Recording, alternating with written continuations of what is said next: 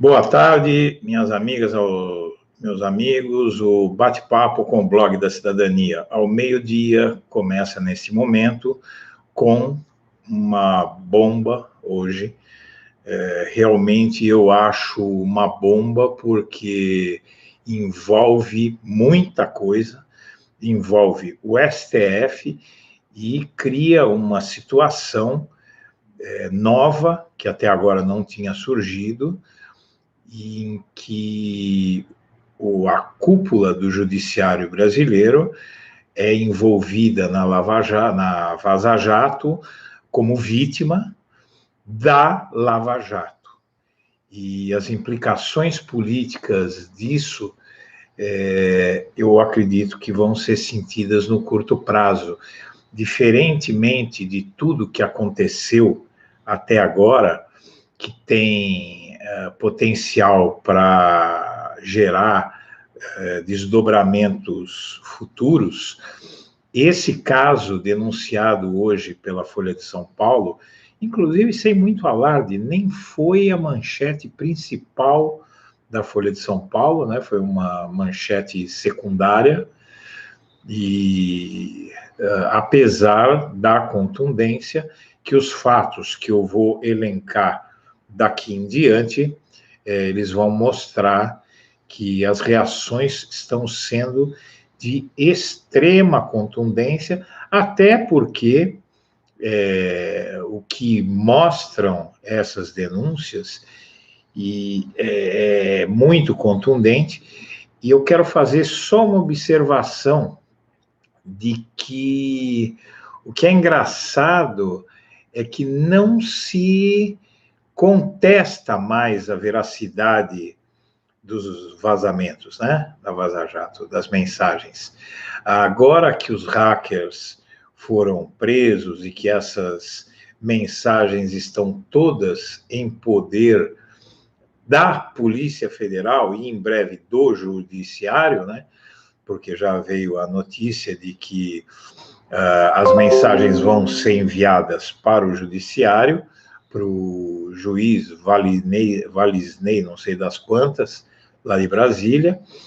Então, não está havendo contestação, nem dos capangas do Moro na internet, né? Esses não estão contestando, dizem agora, voltaram a dizer que não tem nada demais, e nós vamos ver se não tem nada demais. E eu acho que vamos ver em breve, porque o STF tem muitas respostas para dar em breve, né? E aí a coisa está se agravando de uma maneira, e foram tomadas medidas da Lava Jato de uma tal ordem que eu acredito que o STF não vai poder ficar inerte e não vai poder deixar de tomar uma atitude contra essas coisas que aconteceram. O que acontece, para quem chegou agora de Marte, né, porque nós estamos no meio da manhã, então todos os que estão aqui assistindo uma transmissão ao vivo de política são pessoas politizadas que nas primeiras horas da manhã já devem ter visto que tem uma nova denúncia do Intercept de que o Dallagnol, ele trabalhou junto com procuradores da Lava Jato, e ele pessoalmente, inclusive, tentou arrebanhar grupos no Ministério Público Federal para atacar o ministro Dias Toffoli, e por razões que nós vamos discutir agora. E essas implicações, como diz o mote da live que eu estou fazendo, é a de que o STF, o Intercept, ele detonou a Lava Jato no STF, detonou mesmo. E é por isso, até quem diz isso não sou só eu. Um dos capangas do Sérgio Moro na internet, que é o site Antagonista, Ele acaba de publicar uma matéria com o seguinte título: STF contra a Lava Jato. Então, reconhecendo nessa matéria que a denúncia da Folha, da parceria Folha-Intercept, ela coloca o STF, e não só o STF, em estado de alerta contra a Lava Jato, porque os delírios do Dallagnol, eles fizeram com que os delírios de poder do Dallagnol, e evidentemente outros, como o Sérgio Moro, também têm tido esses delírios de poder, no auge do poder que essa gente auferiu, para um Sérgio Moro, por exemplo, um juiz de primeira instância de uma paróquia, contestar desembargadores federais, né? E o Dallagnol querer investigar ministros do STF, que só podem ser investigados pelo Procurador-Geral da República, o chefe do Ministério Público Federal, e com autorização do próprio STF. Tem mais isso, né? Então, é muito interessante que você tem aí uma pessoa desse antagonista aí, o Mário Sabino, que fez os jogos mais sujos na revista Veja que você possa imaginar, contra o Lula, até contra amigos meus, como o Luiz Nassif, foram vítimas, né, do Mário Sabino, quando ele estava na Veja, e hoje ele está com outro sujeitinho à toa, que é o Diogo Mainardi, mais um lá que eu não sei quem é, e essa gente aí, esse Mário Sabino, ele diz que, ora, mas qual é o problema do Dallagnol querer investigar o Toffoli? Ele não deveria investigar? Não, Mário Sabino, não deveria, porque a Constituição proíbe que ele faça isso, né? Ele não tem possibilidade de fazer isso no cargo de mero procurador. Como eu já disse, eu repito, só o Procurador-Geral da República pode investigar o ministro do STF com a anuência do próprio STF. Bom, então, a gente sabendo disso, nós vamos para o fato de que o nosso caríssimo Dallagnol, ele não tentou incriminar e investigar apenas o Toffoli no STF, e não só ministros do STF. Ele investiu contra o STJ também. Ele também tentou investigar ministros do STJ. E isso, inclusive, já provocou... Isso eu estou colocando essas coisas na frente, pessoal, para que todos vejam o tamanho da encrenca que essa matéria causou. Notícia da Mônica Bergamo, fresquinho aqui na Folha de São Paulo, saiu às 10h13, fresquinha. Passaram dos limites, diz ministro do STJ, sobre procuradores da Lava Jato. O ministro Humberto Martins, do Superior Tribunal de Justiça, STJ, afirmou à coluna em Mônica Bergamo que procuradores da Operação Lava Jato passaram de todos os limites ao envolver o nome dele numa delação da OAS e tentar impedir que fosse indicado ao STF, Supremo Tribunal Federal. O magistrado é também corregedor do Conselho Nacional de Justiça. O Conselho Nacional de Justiça, que tem a prerrogativa de investigar juízes, né? O magistrado é também corregedor, tempos difíceis, escreveu ele numa mensagem do WhatsApp ao comentar a reportagem publicada nessa quinta pela Folha. Então, a gente vê o tamanho da encrenca que está surgindo, que surge. O STF, que em poucos dias vai julgar a suspeição do Sérgio Moro, o STJ, que tem vários casos aí, para analisar, envolvendo Lula, envolvendo a Lava Jato, e com isso, inclusive, a Corregedoria do Ministério Público, o Conselho Nacional do Ministério Público, de uma forma geral, há um sentimento de perplexidade por um procurador, como o Dallagnol, ele fazer quase que um complô no STF, contra o STF, porque não foi só contra o Toffoli, também envolveu o Gilmar Mendes, envolveu ministros do STJ, complô contra o judiciário, né? E aí a gente vê, lendo a matéria, o blog da Cidadania, a equipe do blog, já nas primeiras horas da manhã foi destrinchando a matéria, a gente tem a notícia, por exemplo, que a Lava Jato procurou meios de incriminar Toffoli. Então, na verdade, a Lava Jato, isso que eu acho talvez seja o mais grave dessa história, tá, pessoal? O mais grave é que eu estou um pouco resfriado, viu? O Dallagnol e a turma, ele não tinha nada contra o Toffoli. Ele procurou alguma coisa contra o Toffoli. As mensagens, as trocas de mensagens deixam claro isso, né? O procurador Deltan Dallagnol incentivou colegas em Brasília e Curitiba a investigar o ministro Dias Toffoli sigilosamente numa época tal, e as mensagens revelam que o coordenador buscou informações sobre as finanças pessoais de Toffoli e sua mulher e evidências que ligassem as empreiteiras envolvidas com a corrupção na Petrobras. Então, ele não tinha nada em mãos, entende? É a mesma coisa que eu disser assim contra um dos nossos amigos leitores aí. Vamos pegar, eu separei algumas frases de espectadores, leitores, né?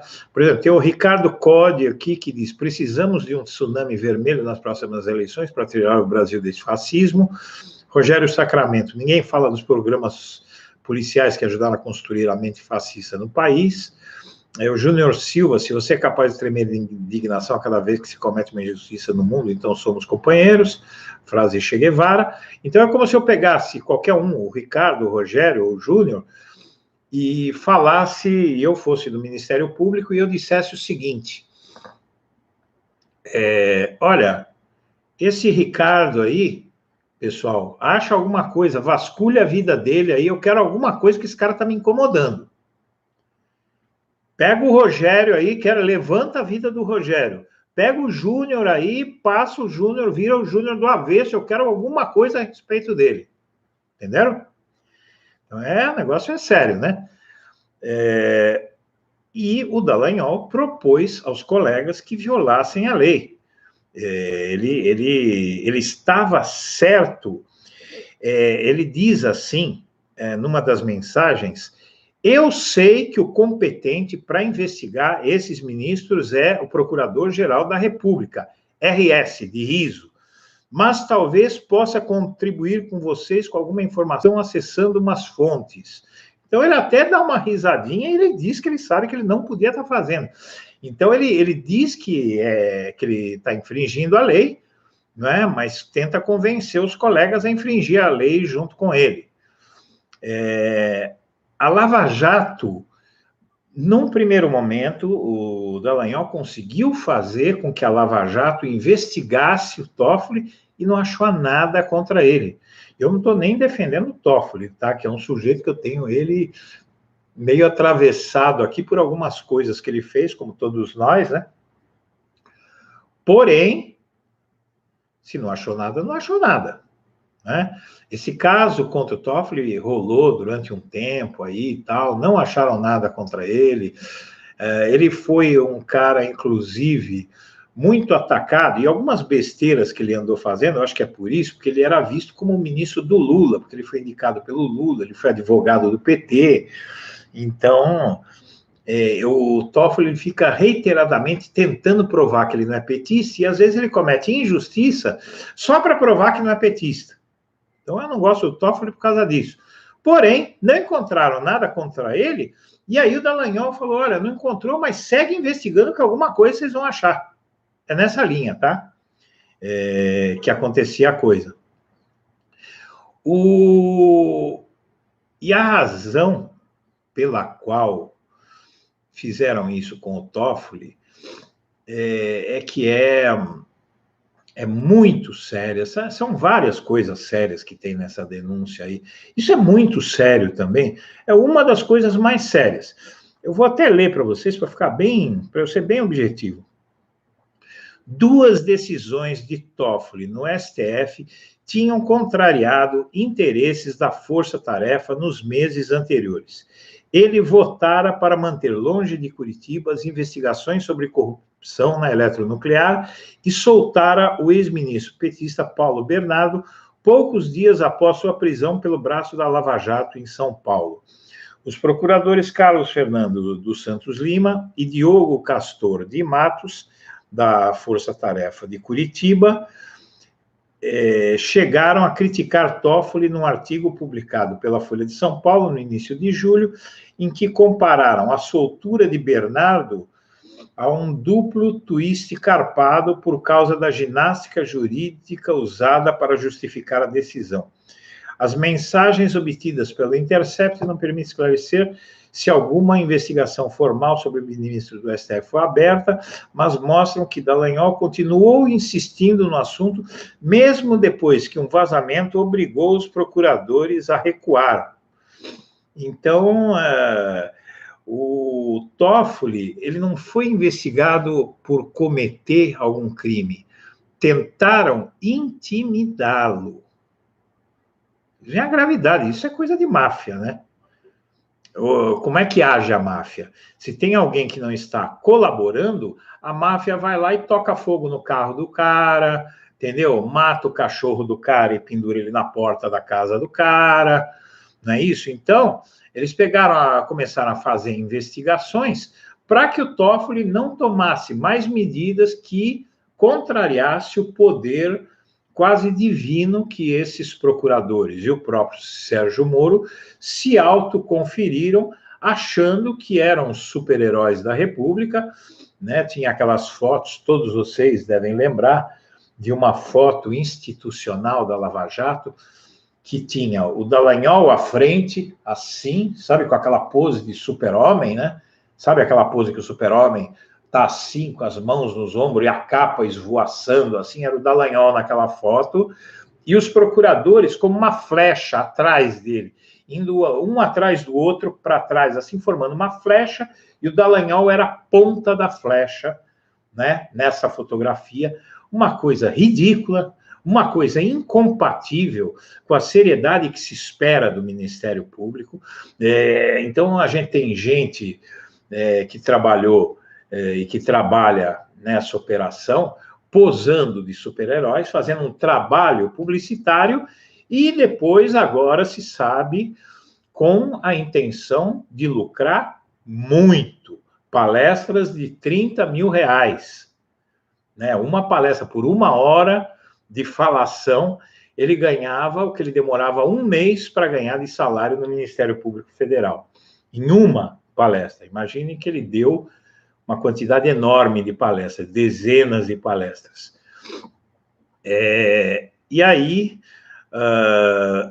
a gente vê também nos diálogos, o Blog da Cidadania, assim como a Folha, publicou, que saiu na Folha de São Paulo, se você não é assinante, você pode ler no Blog da Cidadania, os diálogos entre os membros da Lava Jato, da Força Tarefa Lava Jato e do Dallagnol, e a gente percebe que eles veem o STF, viam, e com certeza ainda veem o STF como inimigo.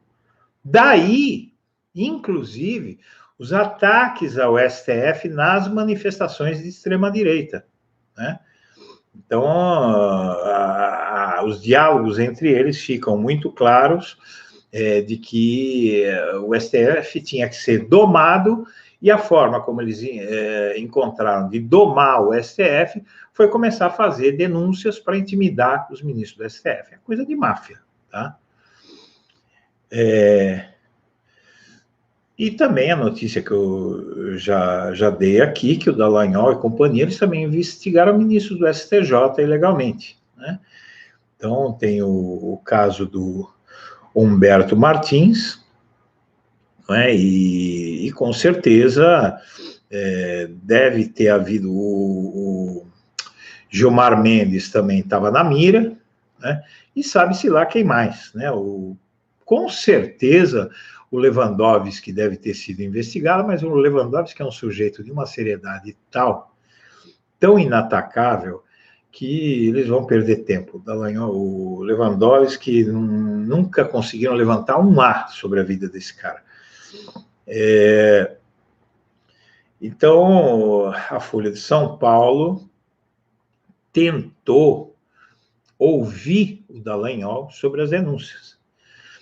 E aí é curioso, eu publiquei essa matéria no blog da Cidadania, eu achei curioso pelo seguinte, que o Dallagnol, ele se recusou a responder à Folha, a dar uma entrevista para a Folha para comentar as denúncias contra ele que estavam sendo feitas, porém, ele não negou a denúncia, ele não negou que ele tenha dito aquelas coisas. Isso, pessoal, é o que os hackers propiciaram para nós, brasileiros. Eles propiciaram que não existam mais negativas do que eles fizeram. Então, eles não negam mais, eles dizem que não querem comentar, que não tem nada demais, porque eles ficam se alternando entre negar e depois dizer que foi uma falsificação, não é? Que eles não disseram aquilo, uma hora eles dizem isso e outra hora eles dizem que não, mas não tem nada demais. Porém, nesse caso, eles não têm nem o que dizer. O Dallagnol, ele não disse nem que não tem nada demais, nem que os diálogos são falsos. Por quê? Porque não dá para ele dizer que não tem nada demais, porque aí vai ficando pequeno o negócio, para ele vai ficando estreito. A coisa vai estreitando para Dallagnol, para Moro. Chega um momento que ele... Como é que ele vai dizer que não tem nada demais, ele investigar o ministro do STF? Precisa ser muito cara de pau, porque, na verdade, não é cara de pau. Ele vai insultar os ministros do STF que já estão se sentindo suficientemente insultados pelo que veio à tona. Ele teria que dizer, qual é o problema de eu investigar o Toffoli? E o Toffoli, como disse esse imbecil do antagonista aí, que não tem nada demais, qual é o problema do Dallagnol? Está cumprindo o dever dele de investigar, soube de alguma coisa contra o Toffoli e foi lá investigar. Primeiro que ele não soube de nada. Os diálogos mostram que ele não tinha nada contra o Toffoli, eu repito, e aí ele mandou acharem alguma coisa contra o Toffoli. Vasculha a vida dele aí. Né? E ele não pode dizer que não tem nada demais, porque a Constituição não permite que um procurador, um simples procurador, investigue o ministro do STF. Então, o que é que ele fez? Ele não comentou, mas também não negou nada. Isso está na matéria da Folha de São Paulo. Diz a Folha de São Paulo, a Folha perguntou à Força Tarefa como o Deltan soube da participação da empreiteira OS na reforma da Casa de Toffoli e como soube que a Receita Federal estava analisando as finanças do escritório de sua mulher, Roberta Rangel, mas o procurador preferiu não se manifestar.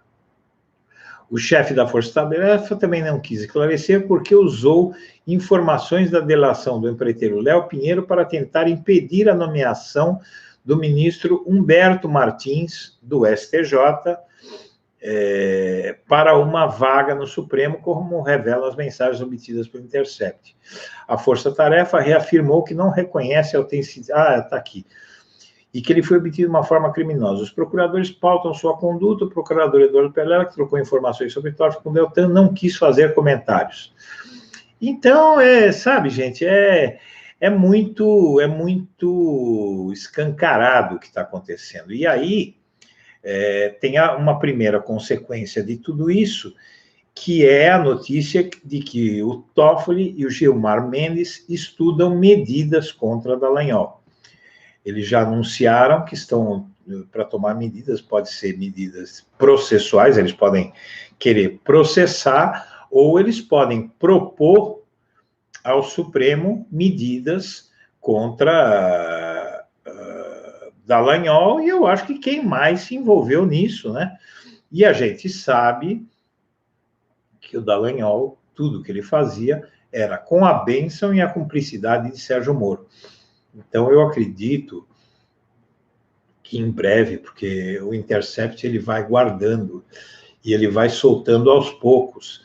Então, porque o que acontece? Eu já cheguei a discordar da estratégia do Greenwald, mas quem sou eu para discordar de um grande estrategista como esse, que fez tudo o que ele fez até hoje, e a estratégia dele começa a fazer sentido para mim pelo seguinte: ele solta a bomba, dá aquele estouro e depois arrefece. Por quê? Porque eles estão com a caneta lá, eles apanham e falam, bom, deixa o pessoal esquecer. Entende? E aí acontece, porque nós vivemos em um país de esquecidos. Então, diz aqui no Brasil que a cada 5 anos o Brasil esquece o que aconteceu nos 5 anos anteriores. Então, as pessoas nesse país têm uma memória muito curta, então ele deixa estourar a bomba, tem aquela baita repercussão, aí dá um tempinho de alguns dias, outra bomba em cima. Então, o negócio não morre, o negócio fica vivo.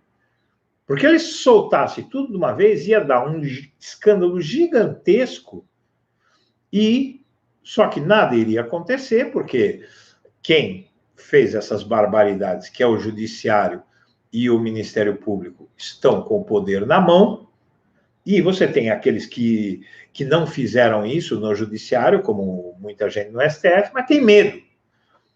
Então o negócio acaba abafando. Só que ele não está deixando abafar. E tem mais, ele já avisou que o Greenwald, que não, o mais bombástico ainda não saiu. A gente vê pela contundência dessa denúncia que é muito sério, né? Uma denúncia, eu acho que a gravidade parece que vai subindo, porque agora vem uma coisa aí que é um ataque ao STF. Então, eles colocaram o STF contra eles, e colocaram o STJ também, porque um ministro está lá indignado.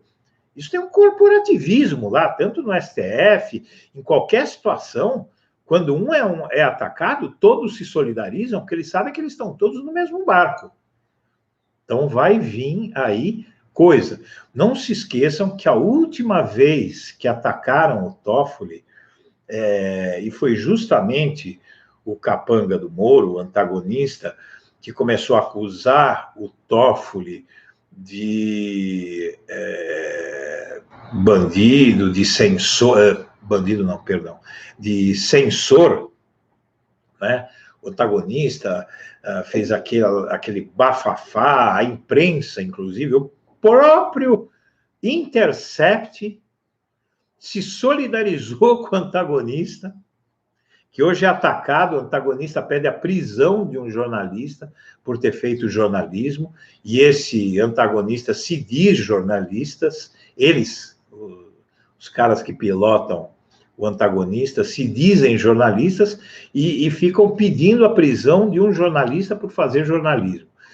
Então, esse caso do Toffoli, eles já fizeram um ataque a ele, e a primeira medida que ele tomou quando fizeram esse ataque a ele foi o quê? Liberar a entrevista do Lula. Né? Então, o Lula está falando pelos cotovelos aí, porque foram mexer com o Toffoli há pouco tempo atrás. Final de maio, se não me engano. E aí, em junho, o Lula começou a falar. Não é? E agora mexeram com o Toffoli de novo. E ele é presidente do Supremo, tá? Só para lembrar. O deputado Paulo Teixeira, meu amigo, né? Um sujeito que eu gosto muito, um advogado incrível, um homem muito culto, me ajudou muito quando o Moro me prendeu. Ele foi peitar o Moro. Tem na internet aí, vocês procurem Paulo Teixeira, Eduardo Guimarães, Moro, no YouTube.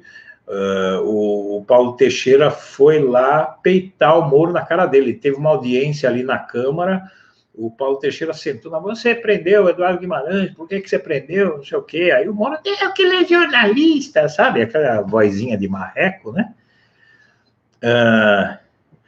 E o editor do antagonista, o Demore, ele rebateu a afirmação ignorante do Mário Sabino de que o Dallagnol, qual é o problema do Dallagnol ter querido investigar o Toffoli? Ele está fazendo o trabalho dele. Não, ele não está, de novo, eu vou repetir, eu já falei, mas vou repetir.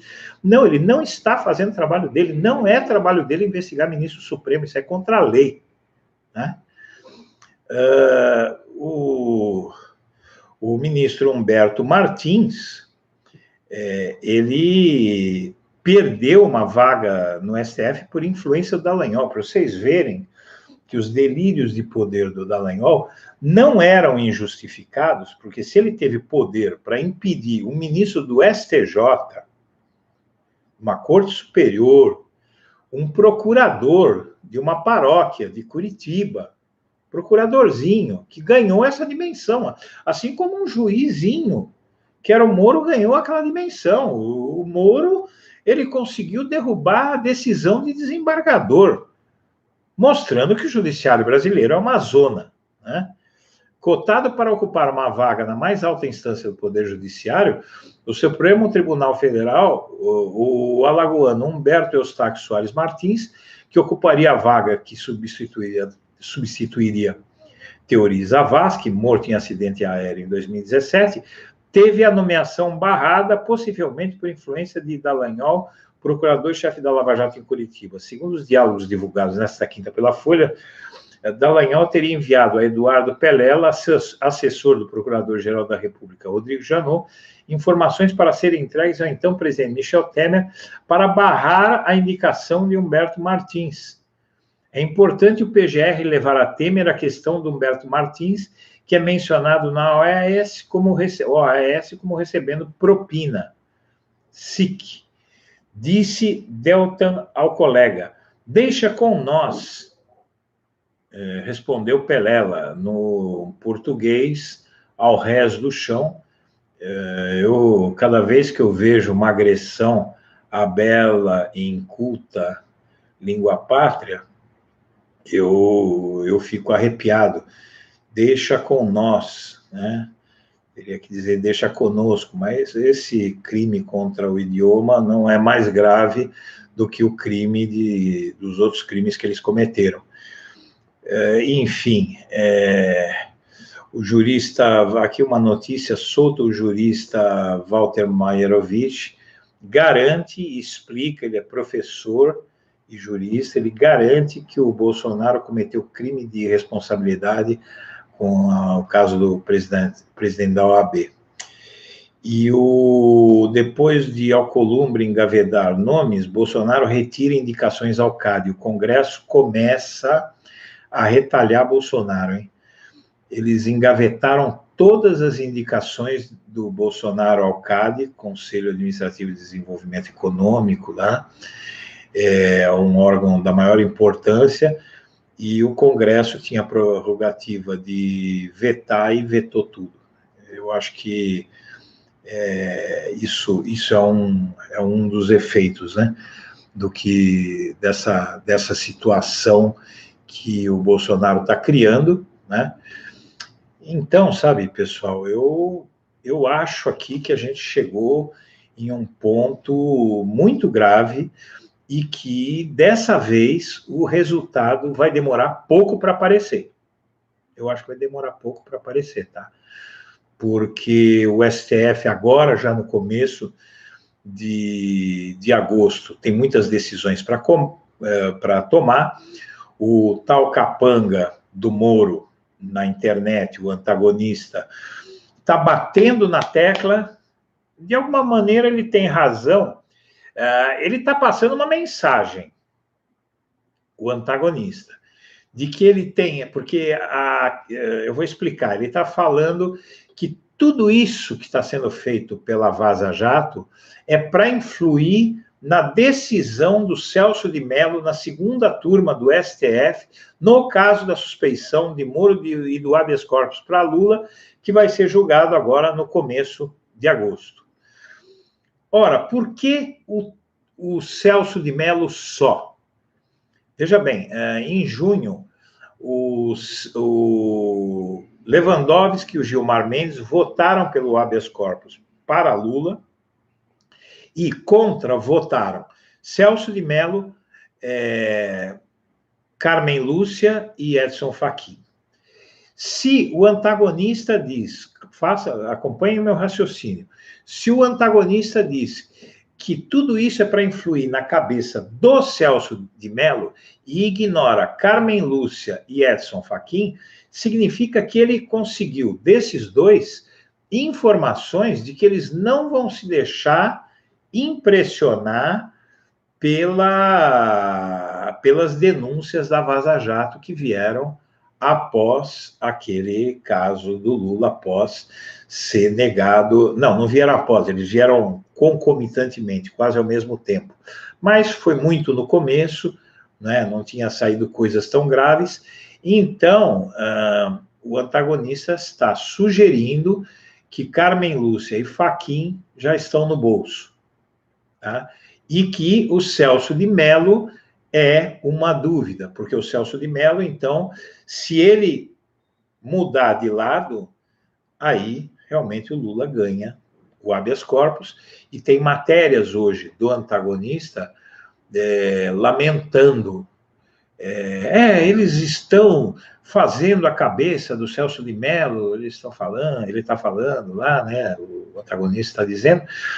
Então, eu acho que, se são eles que estão dizendo, a gente não tem por que não acreditar, porque para eles não interessa dizer isso, né? Porque eu acho... Agora, eu gostaria de ter minhas dúvidas quanto, pelo menos, ao Edson Fachin, né? A Carmen Lúcia é uma pessoa com a qual eu não tenho nenhuma ilusão, mas eu gostaria de ver o Edson Fachin sair dessa, né? Esse negócio de o Fachin é nosso, isso pega muito mal para ele, né? A Carmen Lúcia, inclusive, ela não tem motivos para isso, porque ela não foi exposta pela Vaza Jato, mas será possível que o Fachin vai ficar assim na história, vai entrar assim para a história, como um ministro do STF que se submeteu a procuradores, garotos, playboys do Ministério Público, só pensando no quê? Quais são as razões do Fachin?